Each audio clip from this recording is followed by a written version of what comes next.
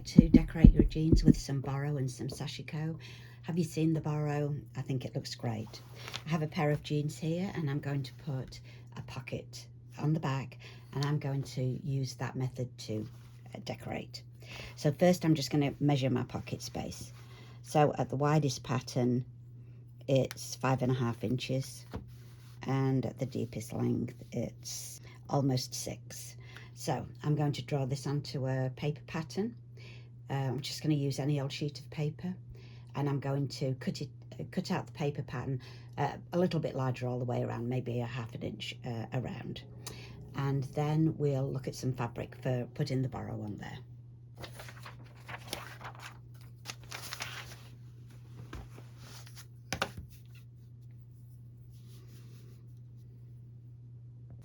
So I didn't realise when I first looked at it there was actually a little bit more shape to those pockets, so I did go back and just measure a bit more carefully and make sure that I had the same shape as the pocket, because I want to echo the shadow of the old pocket that's on there. So I've drawn that out now, and I actually left 3/4 of an inch around. I wanted to make sure I had enough. I can always trim more off later if I need to. I took an old piece of fabric, it's not a used piece, but it's a leftover piece.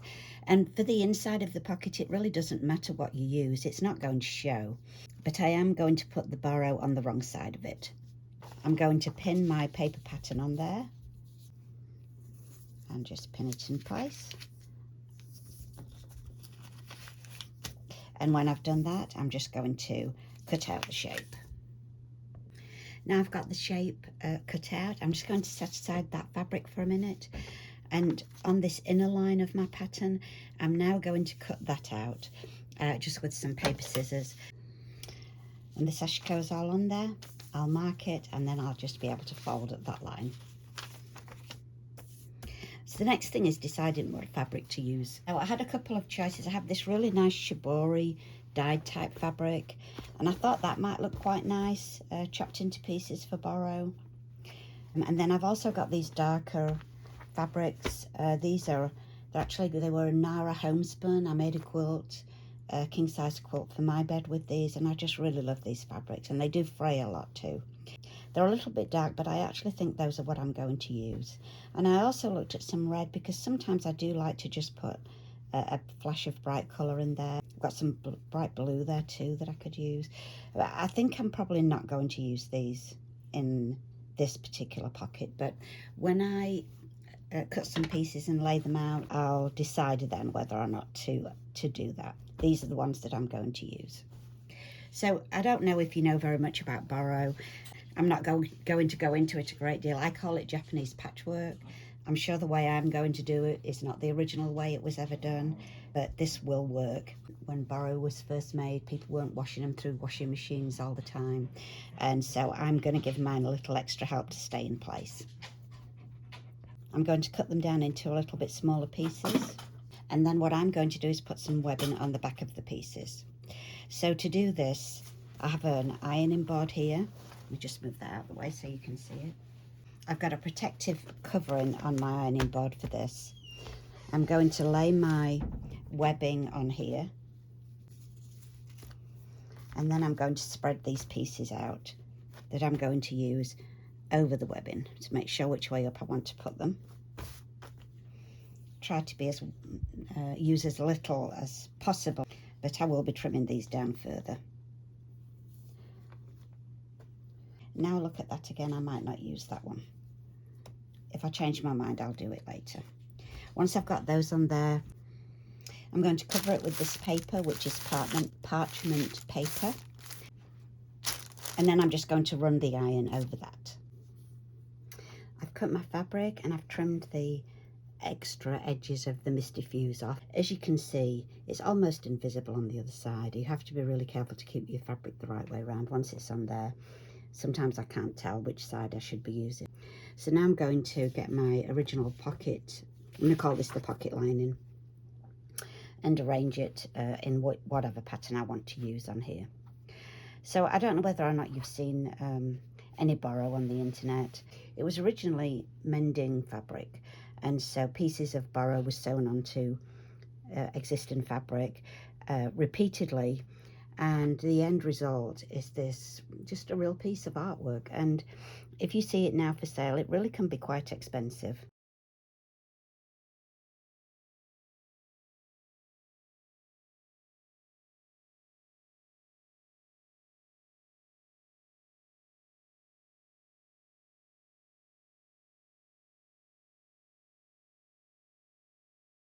I'm going to go with that. I think that'll look pretty good with the Sashiko on the top. The next thing I need to do is just to iron that in place. I should always say, I think rule one is take your cat out of the room before you start trying to sew. Come on, Jess, go down there out of the way. I could not use the fusible and Sashiko and sew these down, and because this is very fray material, let the edges fray out with time, and that would look good too. But in this case, that's not what I want to do.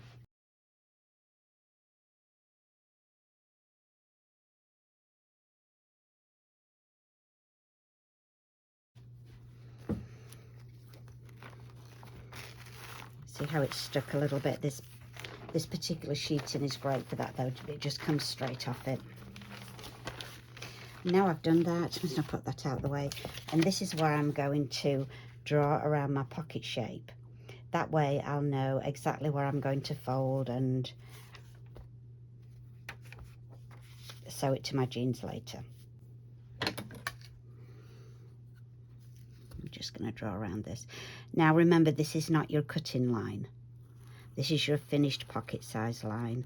I'm creating a line so that when I come to fold, it will be easier for me to know where to fold the fabric. And then I'll be able to sit it on my jeans and it'll already be the right shape. This is a washout pen.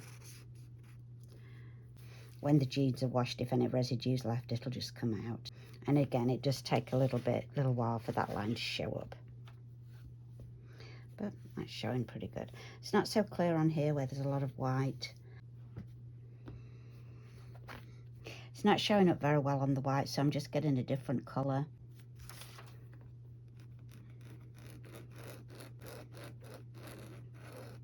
And now I've got a line I should be able to see. I've trimmed off the excess around the edges. Move my scraps out of the way. I'm not going to fold any of these edges in at the moment except for the top edge. I want this one to be folded down now. It's the first one to be sewn together. I'm not quite sure what pattern I'm going to do. So for the moment, I'm going to do these two rows to hold the top of the pocket down. For these first two lines, I'm going to use this Clover pen.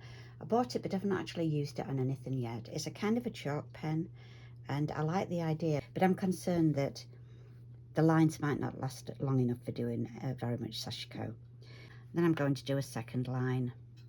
Let me turn that around so that I can make sure my lines are even.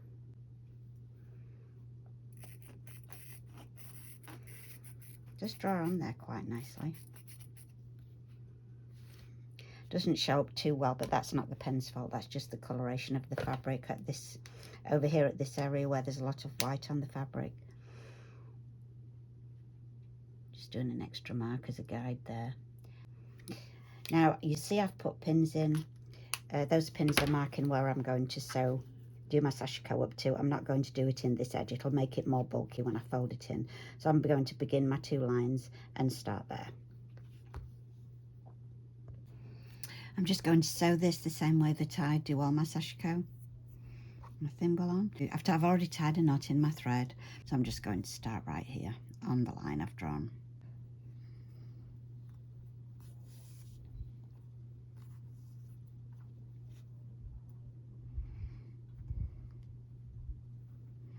These stitches I think are going to be a little bit bigger than what I usually use.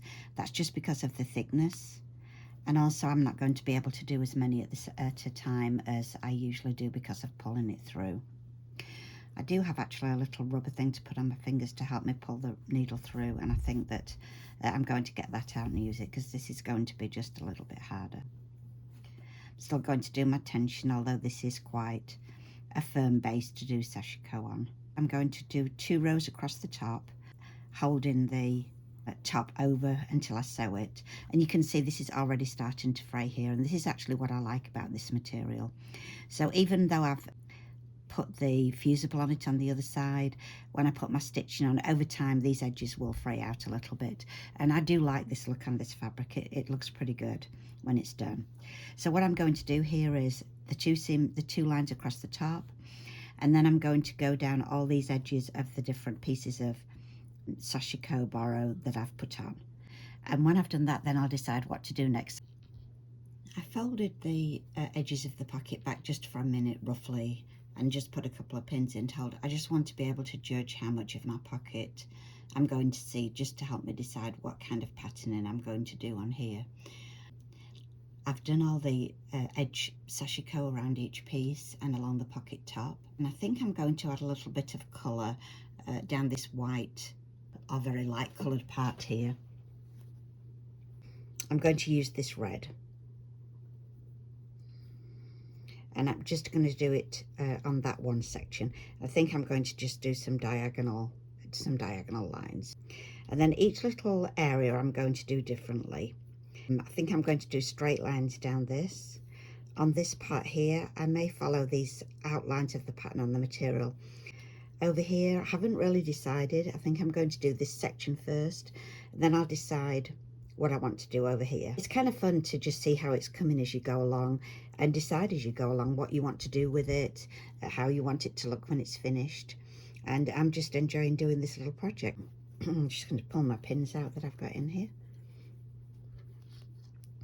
I did find that the chalk liner didn't last very well for me to draw the didn't last very well for me to do the Sashiko stitches on the top.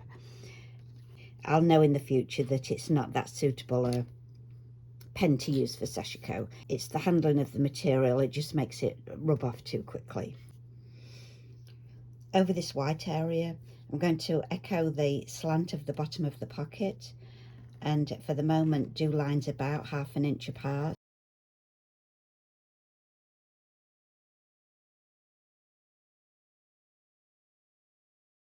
And over this flower section, I'm going to do lines down.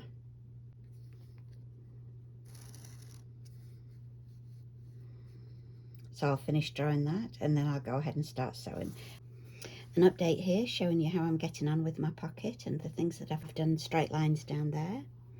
I was going to echo this pattern down here, but I actually started doing that, didn't like the way it looked, and so I decided just to do some circles with echo around it. I just actually drew one circle and then echo stitched around it, and circles are a great thing to do because you can always find something around to draw around for your first one, and then it's pretty easy just to echo any design.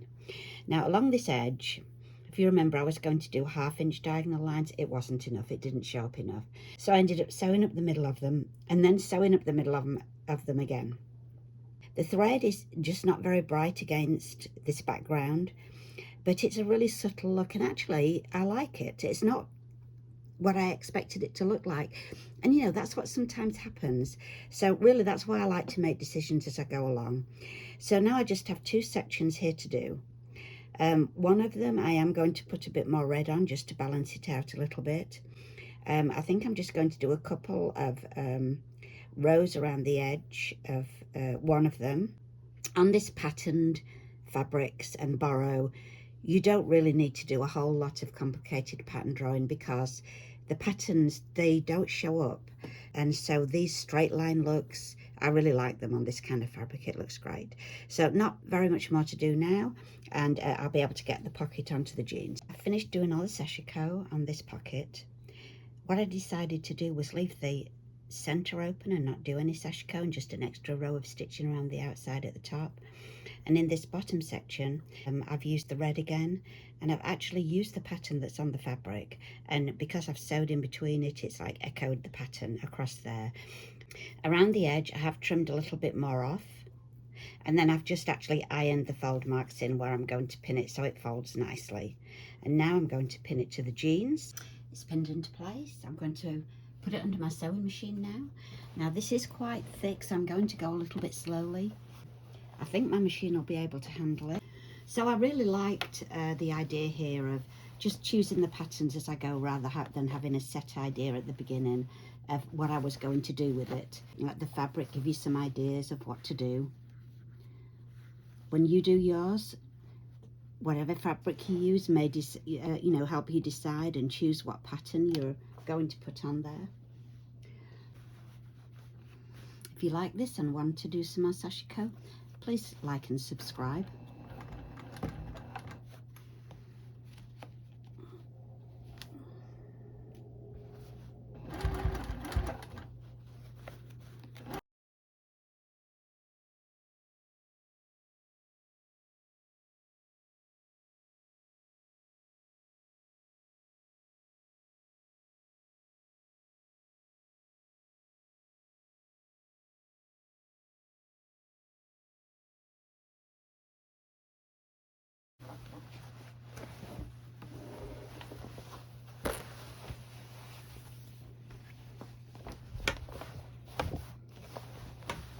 My pocket is done.